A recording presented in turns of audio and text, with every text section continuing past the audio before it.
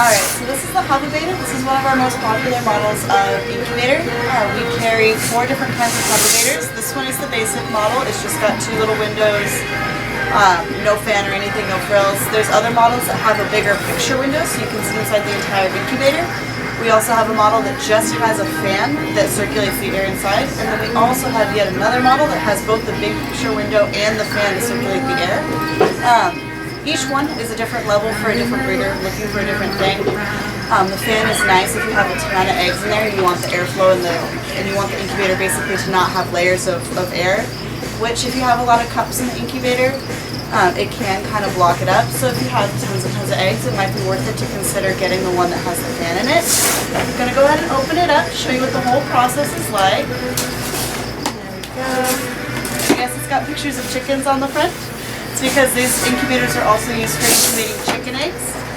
They work really well for just about all kinds of eggs. They're real easy to put together. So there we go. That's how it comes straight out of the box. It's got these clips here to keep these clips in, keep the plastic and the grate together. And then in the middle here, that's your thermostat wafer. Now there it is outside of the box. And then inside, this is going to be the top of the incubator. This is what heats up.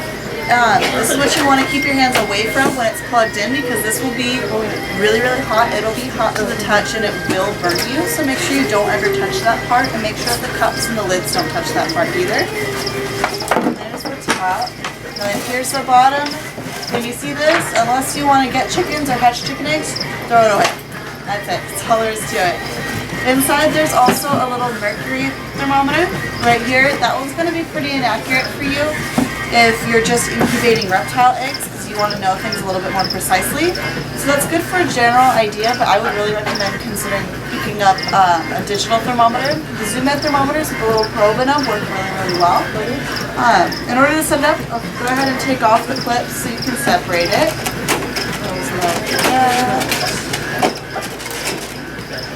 Alright, so here's this with its new powder coating so it doesn't rust. And then this is the thermostat wafer.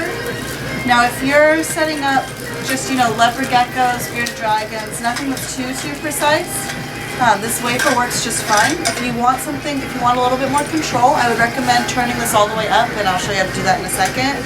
And then getting an actual digital thermostat to plug it into and let that do the controlling for you. But in the meantime, I'll show you how to actually set this up as well. Go ahead and put this inside this plastic tray. I like to keep it full of water. You don't have to with reptiles because they're all being incubated in deli cups with lids. So they're all in their own little enclosed environment. However, this does help keep the ambient humidity up inside of the cage. Inside of the incubator, so that way you don't have to worry as much about the humidity being too low. So there you go, you go ahead and put that down. Great. Ta-da! And now this part, you're going to be setting up the wafer. Now, let's see if I remember. So this part here is where you're going to be putting it. This is where it takes a little bit of patience. Screw it in. Alright, so you're going to put the wafer in here. And then don't worry too much yet about how well it's actually sitting in there. Go ahead and screw. See this part here? You're going to screw that in. Righty-tighty, lefty-loosey. So then I'm turning it in, and so what's happening is that I'm actually screwing it into there we go. So you can see here, I can't turn it anymore because it's actually screwed into the thermostat wafer. When you put it in, don't forget to put in your little wing nut here so that you can set the temperature.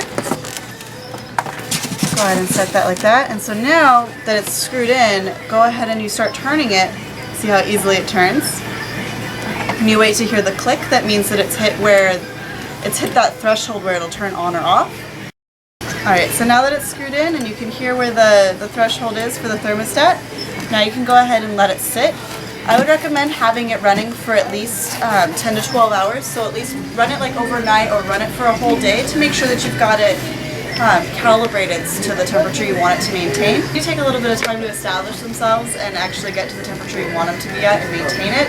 So definitely let it have a few hours before you put eggs in it, because there is every chance that it can spike too high or maintain it too low, and you don't want to have to run that risk. So always try and get your incubator at least a day or two ahead of time before your eggs are laid. Now I'm going to show you how to set up the egg incubation containers. We use these little cups here, these ones. They're solid on the sides, and then they've got little air holes already punched in them up here, and then the lids have no air holes in them. What you're going to do is just grab your cup here, grab your hatch-right. The nice thing about hatch-right is that when you get it mailed to you, it already comes with moisture added to it, so you don't need to add anything else to the incubation medium. For this reason alone, I actually like it a lot better than Vermiculite, because it's a lot easier to use, especially if this is your first time with eggs. So then you go ahead and fill it up, and if you'll notice, I've actually only got it to where it's just below the line of the ventilation holes. This way you're not flooding the ventilation holes. You can add water, the eggs get air without getting so much air that they dry out.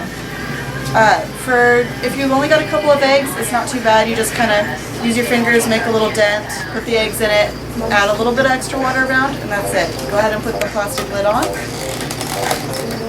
And there you go. And then I'll show you a couple of our eggs that we have set up to incubate right now. So these are a few different eggs that we have set up in our incubator here. These, as you can see, are albino corn snakes. We write what it is and the date they were laid. We just have them set up. The easiest way to incubate them is to keep them all separate and set in. So if you look, see they're all nice and covered. It's not too wet in here, but you see how full these eggs are? That's a good sign that there's enough moisture within the incubation medium. If they start to dimple and dent in, that's a sign that it's too dry. So you're going to want to add just a little bit of water to the cup. And that, by a little bit of water, all I mean is you take your squirt bottle and you're just going to go like that and add a little bit to the sides and wait and see how that does. If they don't fill back up, then add a little bit more, but give them a few hours in between adding water. It is actually really easy to overwater your eggs, so make sure that you only add a little bit of water at a time. It's really easy to add more water, but it's next to impossible to take water out, so always err on the side of too little water rather than too much. So those are some albino corn snakes that were laid back at the end of June. And then these are some fire skink eggs that we have that were laid back in the beginning of June. And these ones were laid in the substrate, so you can see they've got funny little markings on them. That's just dirt. It's no big deal. They're gonna stay, they're nice and full, so they're still doing all right. We'll add a little bit of water just because it feels a bit dry.